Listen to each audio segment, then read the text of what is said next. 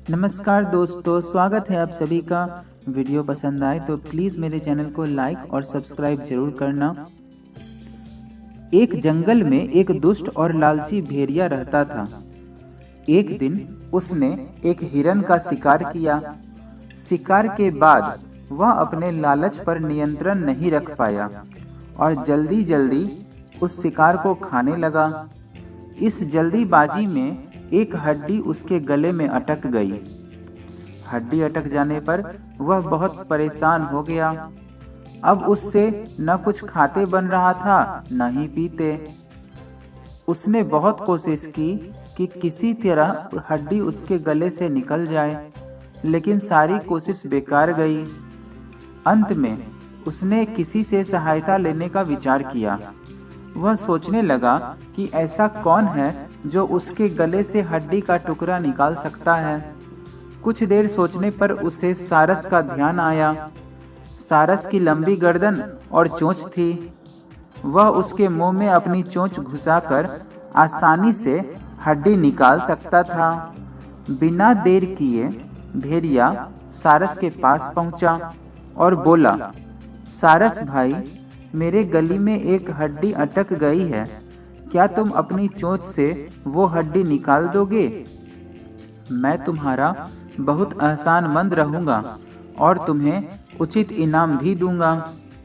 सारस पहले तो भेड़िए के मुंह में अपनी चोंच डालने से डरा, लेकिन बाद में उसे भेड़िए पर दया आ गई और वह तैयार हो गया।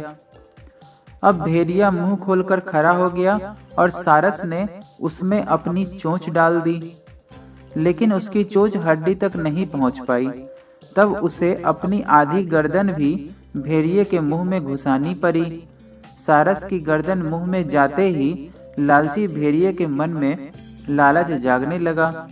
उसने सोचने लगा कि यदि मैं इसकी लजीज गर्दन को चबा पाता तो मजा आ जाता, लेकिन उस समय उसे अपने गले में फंसी हड्डी निकलवानी थी, इसीलिए वह मन मार कर रह गया।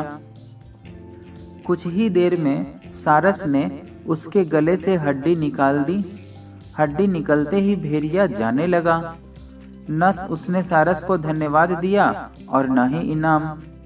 सारस ने उसे रोककर कहा, मेरा इनाम कहाँ है? तुमने कहा था कि तुम इस काम के बदले मुझे इनाम दोगे।